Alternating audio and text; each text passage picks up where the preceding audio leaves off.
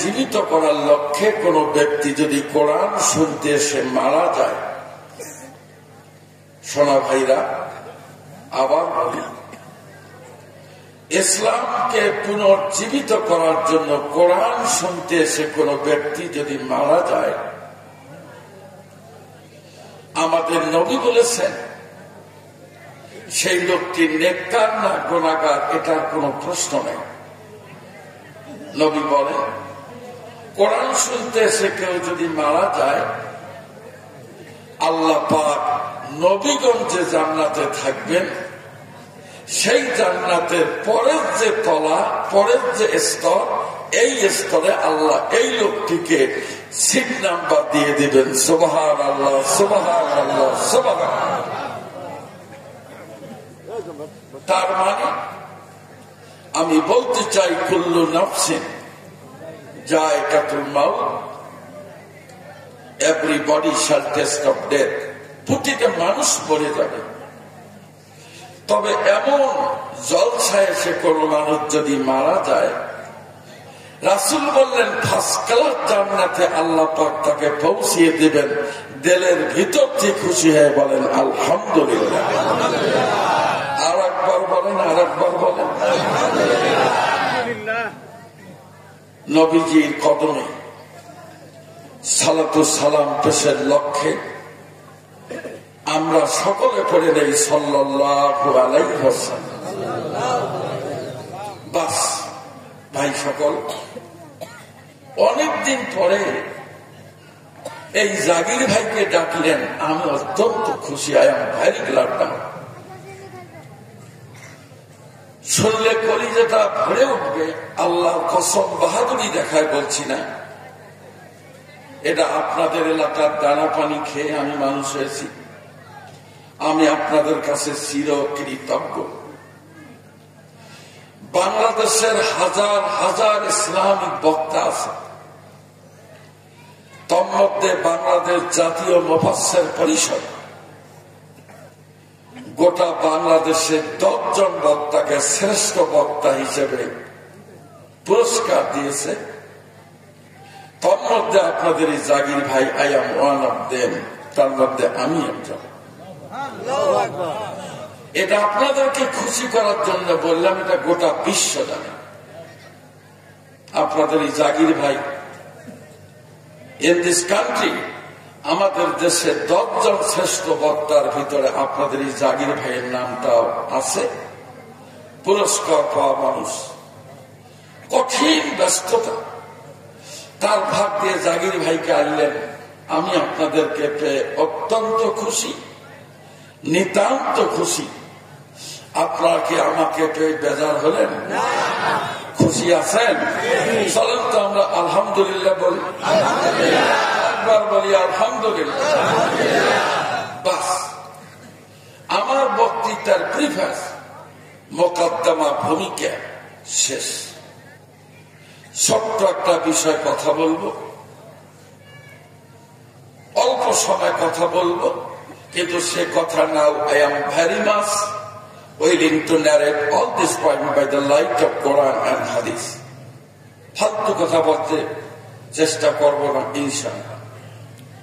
সেটি হচ্ছে, কেউ কথা বলবে না। I am requesting to for sympathetic consideration, আমার অনুরোধ, কেউ কথা বলবে না। খালি আজকে জাগির ভাই কথা বলবে, আপনার শুনবে। রাজি আছেন ইনশাআল্লাহ? একটা তাকবীর লাগান, লিল্লাহি তাকবীর। বাস ভাই সকল, আমাদের বাংলাদেশে during the period of liberation in 1971, 1971 সাল থেকে আজ পর্যন্ত আমাদের বাংলাদেশে কত সরকার এলেন গেলেন আছেন, ঠিক না? জি। তো ভাইজান, যে সরকার যখন আসে, সেই সরকারের একজন এমপি তার যদি গ্রামগঞ্জের সম্পর্কে নিজের স্ত্রী ছোট ভাই হয়, মাইকের নামটা কেমনে বলি, স্ত্রী ছোট ভাই, আপনারা কি করেন? হ্যাঁ, কেমনে কই মাইকি, বুঝছেন তো? তো গ্রাম্য সম্পর্কেও যদি এমপি সাহেবের স্ত্রী ছোট ভাই কেউ হয়, সোনা ভাই, প্যান্টের বোতাম মারলেও যায়, না মারলেও যায়, কারণ নো বডি ক্যান চ্যালেঞ্জ, একে বাধা দেওয়ার কেউ নাই, যেহেতু ওটা এমপি শালা। ঠিক কথা বলো, ঠিক? এরই ধারাবাহিকতায় বিগত সরকারের আমলে সাইলেন্সি লম্বা সেন্টু, এর দাপটে হাইব্রিড লোক, আমি বিশাল লম্বা কোকড়া লাগি থাকিবারে কখন কি ঘটে। হ্যাঁ শোনা ভাই, তাকে ধরবেন যাদের আশায় প্যান্টের বোতাম লাগতো না, সেল লাগাইতো না, সেই দুলে বাড়ি খবর আর বাংলাদেশে নাই। ঠিক ঠিক। তাহলে বুঝা গেল পৃথিবীতে আপনি যার সাথেই বন্ধুত্ব করেন, যার সাথেই আত্মীয়তা করেন, এটার পাওয়ার যতদিন উনি পাওয়ারে আছেন ততদিন পাওয়ার শেষ। প্যান্টের চেন মারার পরেও থাকতে পারবেন না, পিঠের চামড়া জনগণ খুলে নেবে। কথা কি বুঝতেছেন? চলেন সামনে আগাচ্ছি। এইবার স্তরে nobody can be happy without a confident or a friend. পৃথিবীতে কোন মানুষ বন্ধু বান্ধবী ছাড়া খুশি হয় না, জীবনটা সুখী হয় না। তার মানে আমার ভাতিজা রফিকুল ইসলাম এরও ওই লেভেলের বন্ধু আছে, আমারও বন্ধু আছে। আমার এই ভাইজান, আমার বড় ভাইয়ের নামে নাম, আপনাদের এলাকার কৃতি সন্তান, এনারও বন্ধু আছে, প্রতিটা মানুষের বন্ধু আছে। কিন্তু বলেন তো এই বন্ধুত্ব থেকে কতদিন? যখন একজন মরে বন্ধুত্বের নেটওয়ার্ক শেষ।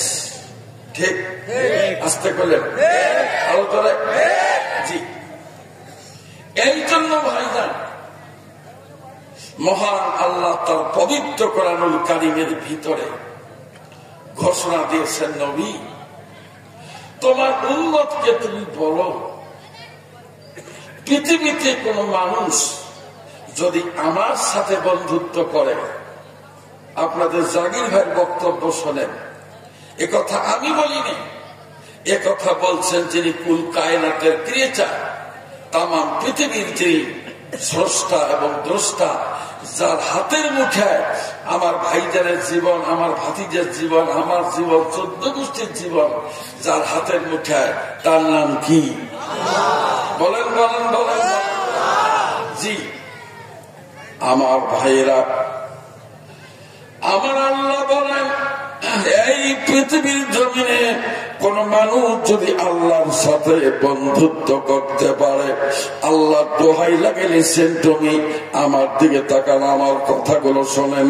পবিত্র কোরআনুল কারীমের ভাষা আমার আল্লাহ বলেন, তাম পৃথিবীর আমাদেরই ক্ষুদ্র আয়তন বিশিষ্ট বাংলাদেশ, আমাদের প্রতিবেশী রাষ্ট্র হলো ভারত, এরপরে পাকিস্তান, চীন, Japan, German, Indonesia, Thailand, Kuwait, Qatar, Abu Dhabi, Saudi Arabia, British, America, Bulgaria, Somalia, Mongolia, Zambia, Gambia, Ethiopia, Norway, তাম পৃথিবীর জমিনে যে মানুষগুলি জন্মগ্রহণ করেছে, আল্লাহ বলেন মানুষের কাছে সংবাদ পৌঁছিয়ে দাও, কোন ব্যক্তি যদি আল্লাহর সাথে বন্ধুত্ব করে, দুনিয়ার জীবনে তার কোনো ভয় নাই, আর কিয়ামতের ময়দানে বিচারের আদালতে তার কোনো চিন্তা নাই। যখন সুবহানাল্লাহ কোকায়াবে এসনে বাজাদেরা কে বাইক গুলমি খুদি গোলজারেরা। সুবহানাল্লাহ। এ যুবক কি কও, জোরে কও, জোরে কও, জোরে কও। ঠিক আল্লাহর কসম জাগির হিসেবে বলতেছি, আমার এলাকায় এক চ্যাংড়া বন্ধুত্ব করছে আর এক চ্যাংড়ার সাথে, কিন্তু এক চ্যাংড়ার বউ নাই, আর একটার বউ আছে।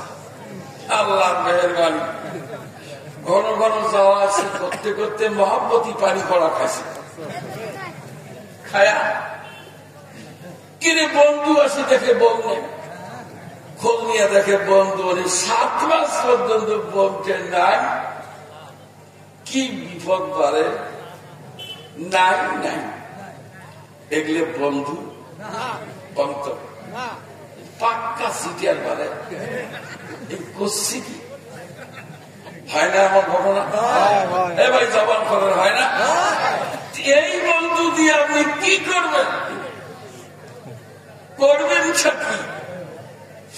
আরো যদি দলীয় কোন নেতার সাথে বন্ধুত্ব করেন, এটা কোন বন্ধু জানেন কি? এই 1000 কোটি টাকা চুরি করা চোর। ঠিক? তা আপনি যদি ভালো মানুষ হন, এই চোরের সাথে আপনার ফ্রেন্ডশিপ, চোরের সাথে আপনার বন্ধুত্ব, জি সামনে চলে। বলছিলাম রাইট ম্যাথ অফ অ্যাপ্লিকেশন একটা ডেস্ক করানো হাদিস। সোনা ভাইরা, বন্ধুত্ব করতে হবে